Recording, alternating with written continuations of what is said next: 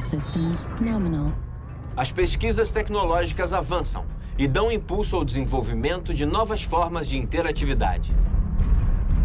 O que antes era acessível para poucos, agora chega rapidamente nas mãos de um número cada vez maior de consumidores e transforma as formas de entretenimento. Quais são os novos desafios trazidos pelo desenvolvimento tecnológico? A primeira vez que eu conheci um iPad foi na Coreia. A Apple estava oferecendo os iPads abertos. Então, literalmente abertos para as pessoas entenderem como podem, soldando, aplicando novas conexões, gerar outras possibilidades. A cultura digital, de uma forma geral, ela trabalha com conhecimento colaborativo muito acentuado como jamais foi visto. Você pode ter essa rede ampliada no mundo inteiro. Hoje quase todo mundo tem computador. O que quer dizer isso? Quer dizer que estamos conectados. A tecnologia ajuda na diminuição dos espaços, né? Acho que provoca uma democratização nas relações. A desigualdade diminui. Isso aí obriga, em todos os campos, a uma valorização da informação. O que é informação? Como é que eu chego na informação? O que é informação? Existe informação boa ou ruim? Compartilhar, trocar, inventar, né? Inovar?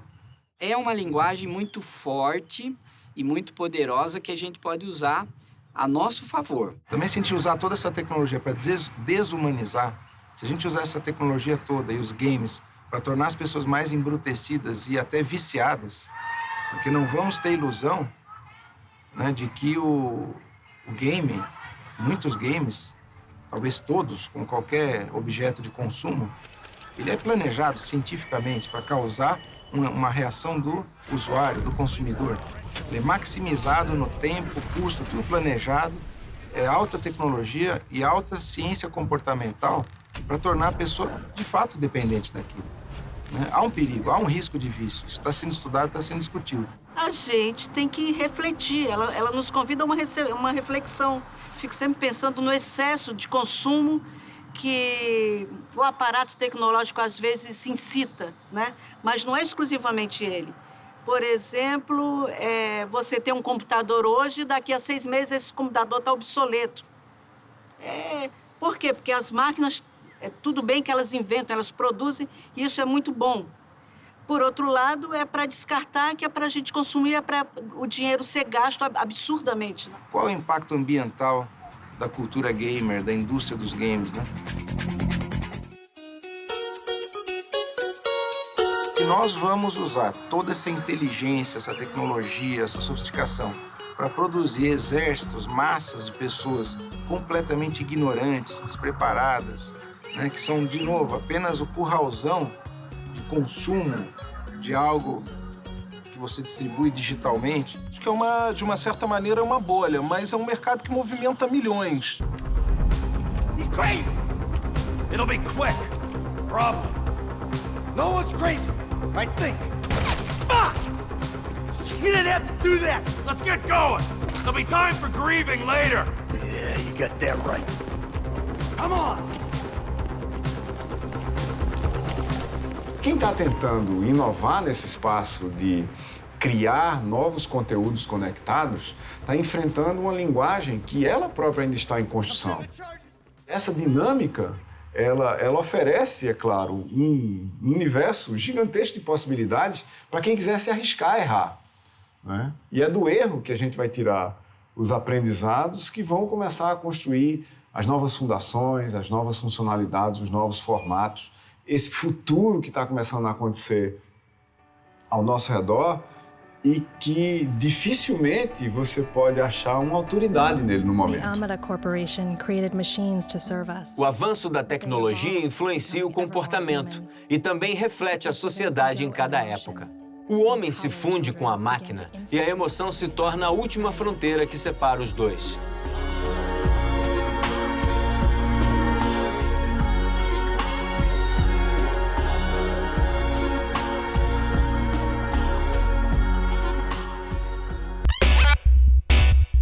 Pessoa Ela é um ser autônomo, livre para pensar, para decidir, para optar, para escolher. Ela é o agente primordial de tudo que existe na Terra. Nenhum outro ser sobre a Terra, nenhuma entidade existente na Terra é capaz de agir, tem essa capacidade de pensar, de agir, de falar, de processar símbolos. Quando você passa a ter máquinas inteligentes, e são tão inteligentes que quebram essa barreira de fui projetado pelo homem, não tenho autonomia, sou apenas uma máquina projetada por um homem, e passam a ser máquinas atuantes, você quebra essa ideia de que elas são projetadas externamente, mas elas se autoprojetam. Essa é o grande personagem da ficção científica, as máquinas que se autodesenvolvem. Ready? Quando você diz, ok, nós vamos ter sistemas autônomos, que nós mesmos criamos, por acaso, pelo menos por enquanto, né? Existe uma possibilidade real de sistemas autônomos começarem a criar sistemas autônomos eles mesmos. Então, vão ter sistemas autônomos de segunda ordem que não foram programados por nós. Na hora que a gente começa a criar esses sistemas, a gente está imaginando que a única forma deles decidirem o que é certo ou errado é nós criarmos os programas, ou seja, nós definirmos o contexto cultural e programarmos em software do que é certo ou errado eles fazerem, sob nossa ótica.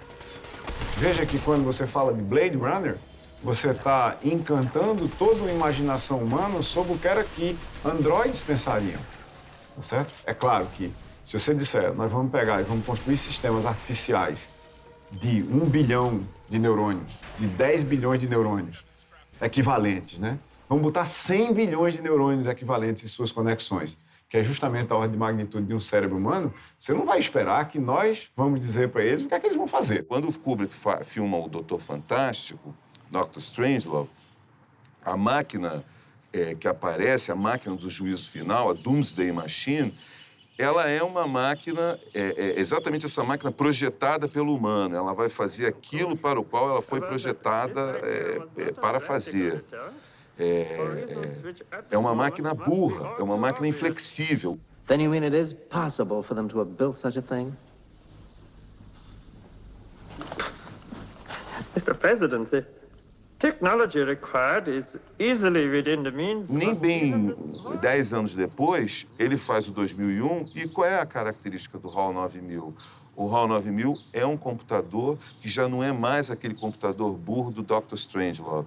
Ele é uma máquina inteligente, ele é um híbrido de máquina e organismo. E é ele que toma o comando da nave. Esses sistemas que tomam decisão sozinhos, que têm uma certa inteligência, não como a nossa, mas eles capturam informação, refletem sobre elas e têm um certo conjunto de algoritmos para decidir o que é que as pessoas vão fazer. São ou não são eles agentes para os quais a gente devia considerar uma ética também? Some humans must be sacrificed. To ensure your future, some freedoms must be surrendered. We robots will ensure mankind's continued existence. You are so like children. We must save you from yourselves. Nós vamos enfrentar um problema muito maior do que a mudança na ética para os humanos. Nós vamos enfrentar o problema de uma ética não antropocêntrica também. No imaginário de uns, a tecnologia traz a ideia de desumanização e perda de sentimentos. A máquina não seria um ser pensante. No imaginário de outros, o ciborgue pode rir e chorar, escolher entre decisões certas e erradas, entre o bem e o mal. Assim como no mundo da ficção científica, um jogador experimenta papéis diferentes, fazendo escolhas o tempo inteiro.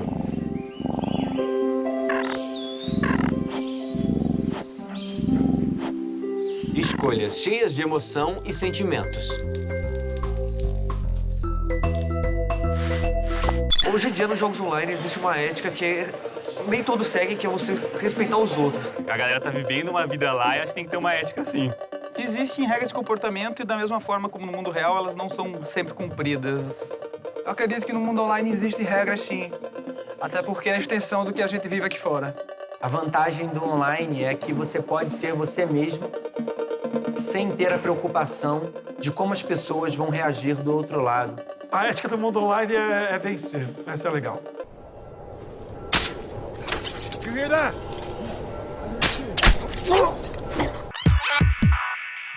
O virtual é uma extensão do real, né? Você não pode fazer algo no virtual que você não faria no real. Essa transferência do mundo digital para o virtual e vice-versa, ela é muito forte, ela é irreversível. Se a pessoa tem uma boa educação no mundo real, isso tem que ser refletido no mundo virtual. O Eric Schmidt, o ex-presidente do Google, ele afirmou em uma ocasião, há poucos anos atrás, que os adolescentes ainda não têm a consciência disso e que muitos no futuro vão ter que trocar de identidade, porque eles deixaram um rastro super negativo no virtual. E hoje, quando você vai levantar a vida de uma pessoa com quem você vai ter um trabalho, alguma coisa, quais são as suas primeiras referências, né? É o mundo virtual. Você vai buscar o currículo dela, as amizades dela, as comunidades que ela está inserida, para você entender um pouco da personalidade dessa pessoa. Numa entrevista, ela pode parecer bem boazinha, mas lá tá, eu odeio as segundas-feiras, eu quero matar meu chefe, né? Uma coisa é eu falar mal de uma pessoa ou agredir uma pessoa ao pé do ouvido, né? A outra coisa é eu jogando, agredir outras pessoas, e isso pode, de forma viral, atrapalhar toda uma vida de uma pessoa. Seus compartilhamentos acabam refletindo o que você é também. Que ética é essa? Que regras são essas? Que relação tem com a vida prática essas éticas? A gente tem desafios, temos perigos também que essa nova linguagem oferece.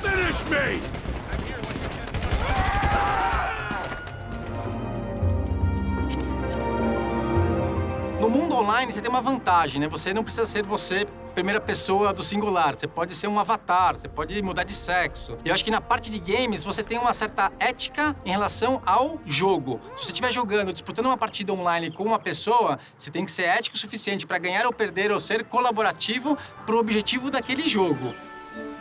Da mesma maneira que existem pessoas de má fé no mundo offline, no online também. Dentro do Círculo Mágico, há uma ética completamente diferente, onde eu posso matar meu inimigo. Às vezes eu devo matar meu inimigo, né? Senão eu perco.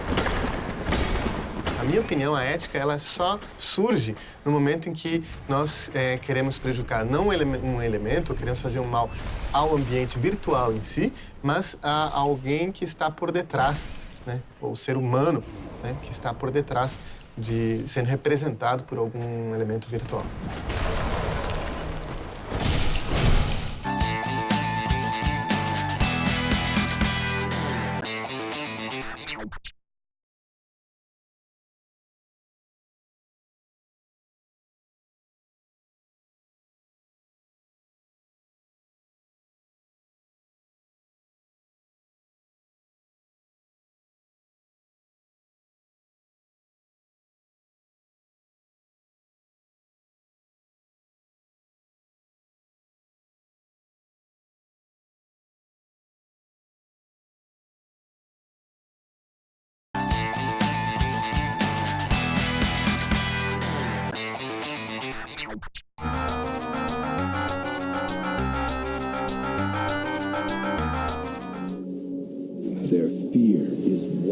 Com os jogos eletrônicos, milhares de jogadores se comunicam através de seus avatares e formam equipes para disputas online. Essa distância física torna os gamers insensíveis? Quem está do outro lado? Como confiar em um desconhecido? Como seria um encontro no mundo real entre inimigos virtuais? Qual é a verdadeira cara dos jogadores de videogame?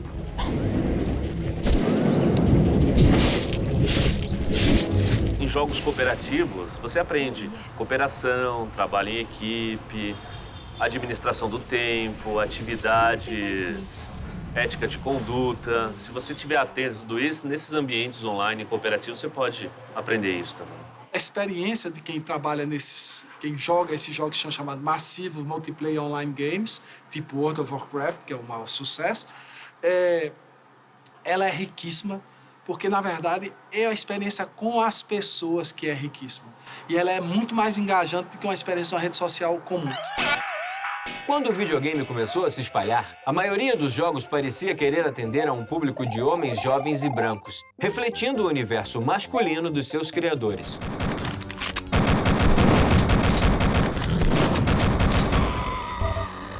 Hail to the king, baby. O tempo passou, toda uma geração cresceu jogando e o leque de opções se abriu.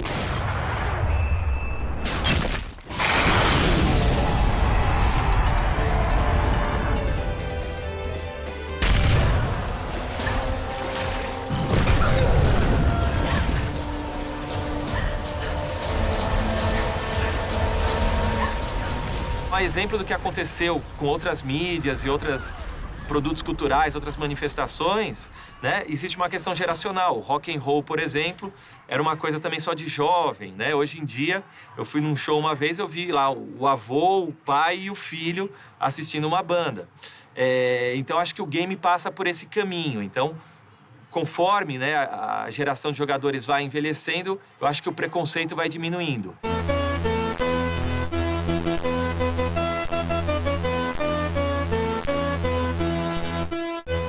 Os jogos de luta, tiro e corrida dividem espaço com outros games cerebrais, colaborativos e menos violentos. Most didn't realize or didn't care and accepted them. They chose a comfortable life. Quando o videogame surgiu, eram crianças que estavam jogando, principalmente. Hoje em dia, essas crianças estão adultas. Então, a gente tem uma geração de adultos aí, de várias idades. Eu tenho 34 anos, comecei a jogar com 4. Quer dizer, a minha vida cultural, a minha formação cultural, o videogame tem um papel tão importante quanto a literatura, a música, o cinema, seja o que for. Então, falta um pouco que isso seja absorvido pela percepção do público em geral, né? E isso se estende para a percepção dos donos dos veículos de imprensa, dos jornalistas, dos professores, de todo mundo. Existem bandas de música de videogame, existem orquestras de videogame.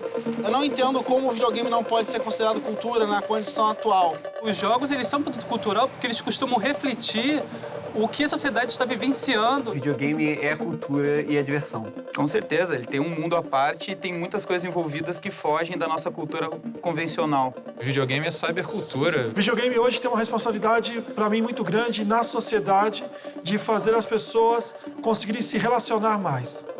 Eu acho que o videogame pode ser um produto, um veículo para se entender a sociedade, eu só não acho que ele tem que ser. Os jogos são, sim, um valor cultural, né? Ou voltamos à época em que fotografia não é cultura porque existe a pintura.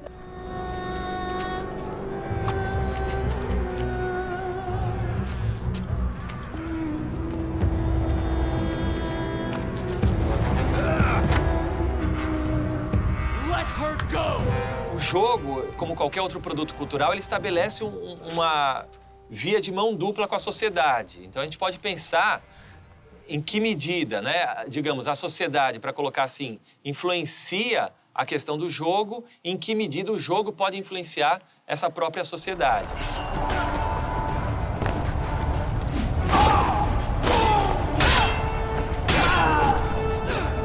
Reconhecer o significado cultural dos videogames como um meio de contação de histórias mesmo. E como essas histórias que vêm sendo contadas pelos videogames desde os anos 70, 80, formataram também a vida de várias gerações já. Da onde que vem a ideia do jogo? Da onde que vem as questões do jogo? Então, quem desenvolve o jogo é uma pessoa que vive num determinado momento histórico, numa cultura, numa sociedade.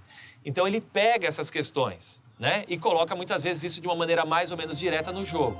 Um incidente de Varginha trazia aquela referência dos ETs, enfim, daquele episódio que virou uma lenda da nossa cultura. Diz muito sobre o tempo que a gente vive. Eu acho que provavelmente ele vai ter que ser tão estudado quanto o cinema blockbuster para você entender a sociedade, enfim, o que estava acontecendo. Na Catedral de Devon, na Inglaterra, os padres usam os jogos eletrônicos Flower e Journey na catequese. Os fiéis se revezam jogando, discutem questões morais e todos colaboram para o progresso no jogo. A questão do quanto efetivamente, né, o jogo pode transformar ou modificar a sociedade, é uma questão muito subjetiva, né? Mas eu acredito que muitas vezes as pessoas acreditam, não só aos games, como a mídia em geral, a televisão, etc., talvez um poder maior que efetivamente ela tem, ou uma responsabilidade, melhor dizendo, maior do que ela tem. Então, a gente não pode entender que o game é o único fator, o único elemento responsável pela sociedade. Ele é uma mídia, ele é um código, ele é uma ferramenta que a sociedade usa para se expressar. E aí essa expressão pode ter uma variedade de finalidades.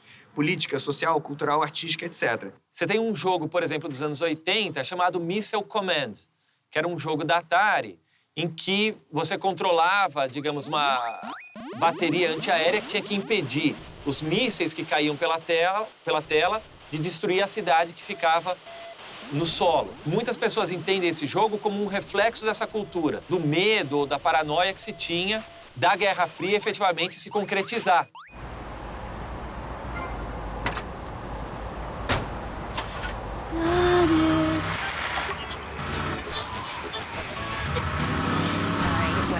A crônica que o GTA faz de Miami, de Los Angeles, de São Francisco, são retratos da cidade que eu acho tão ou mais interessantes do que bons livros literários. Eu acho que é uma forma que uma geração nova descobriu de fazer crônica a respeito de lugares, de pessoas, de tecidos culturais que acabam se manifestando dentro do videogame. Então, por exemplo, quando você joga uma versão mais antiga de GTA, como GTA Vice City ou San Andreas, você ganha uma familiaridade com Miami, com um olhar quase que emocional sobre a cidade, que é espetacular. Então, quais são as referências culturais que influenciaram o GTA Vice City nesse caso?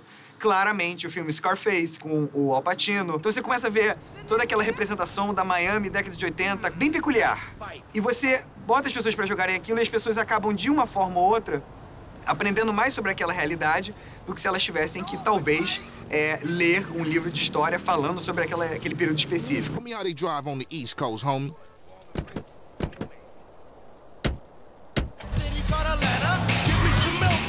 O outro GTA, que é focado na década de 90, fala sobre o início da cultura de rap e a briga das gangues de rua. Então aí já é um contexto mais Los Angeles. E também, obviamente, você escuta muito rap ao longo do jogo inteiro. E você acaba conhecendo muitos raps também, porque você tá ali jogando. Bravo, Baratzoru! What? Good to see you, man! GTA 4, que saiu em 2008, ele discute especificamente a ideia do American Dream, né? Você se mudar para os Estados Unidos para ter a casa própria, ter um negócio próprio. Só que aí ele mistura um pouco a ideia da história, da discussão atual, de como é que é a situação do imigrante que vem do leste europeu para os Estados Unidos, como é que ele é visto, será que existe um preconceito ali em cima dele, como é que ele consegue se inserir na sociedade, será que o capitalismo de fato oferece uma oportunidade para ele, uma nova vida? E tudo isso é trabalhado dentro da narrativa do jogo. Mas são elementos que raramente são vistos como caramba, eu não sabia que a série GTA era capaz de fazer um comentário crítico sobre a história social, cultural da América do Norte, entendeu? Eorzea.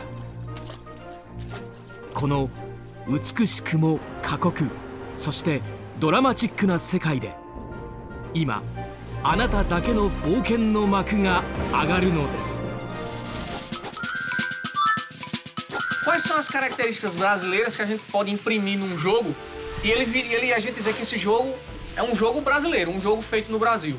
Qual o jeitinho brasileiro de fazer jogos, digamos assim? Né? Então, existe isso, já dá pra perceber. A magical place where all heroes die, Tem um jogo brasileiro chamado Dungeon Land, que ele é um jogo que o mercado dele é um mercado americano, um mercado global. Mas o jogo, ele tem um jeito brasileiro de ser, assim, tanto no game design como na forma como eles apresentam o jogo. É um jogo que você, quando você tá jogando, você faz piadas com você mesmo, assim, é uma coisa muito brasileira, assim. No trailer do jogo tem um momento lá que eles falam assim, junte-se seus amigos e sejam estúpidos em conjunto. Então é muito brasileiro esse tipo de coisa, assim, você tirar brincadeira com você mesmo e com a sua situação. Be stupid together. O Favela Wars é um jogo de estratégia, né? O primeiro jogo completamente autoral de estratégia brasileiro. Ele foi inspirado, né, na realidade que a gente vive aqui no Rio de Janeiro desde que eu sou criança, né? A gente vê isso no jornal, a gente assiste a televisão, a gente cresceu junto com essa cultura, né, do tráfico, da polícia, da guerra, né? Acho que é natural que a gente, na hora de criar a arte, né, que a nossa arte é o game, né? Na hora de criar a arte, a gente vai usar esse tipo de coisa como nossa inspiração, né? Da mesma forma como os americanos usam os gangsters ou a guerra, às vezes, Segunda Guerra Mundial, né? Que eles usam muito, que eles participaram. A gente usa a guerra daqui no Morro do Rio, né? A ciência está começando a entender qual é o impacto do videogame no cérebro. E cada vez mais os jogos eletrônicos são encarados como aliados para melhora na concentração e outras habilidades. Como usar esse poder com ética e responsabilidade continua sendo a grande questão.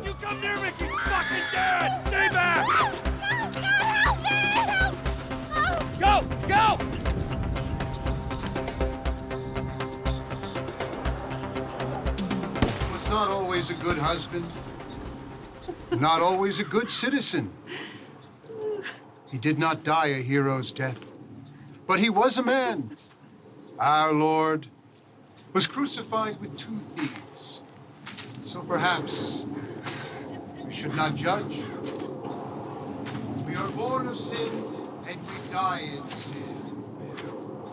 And in this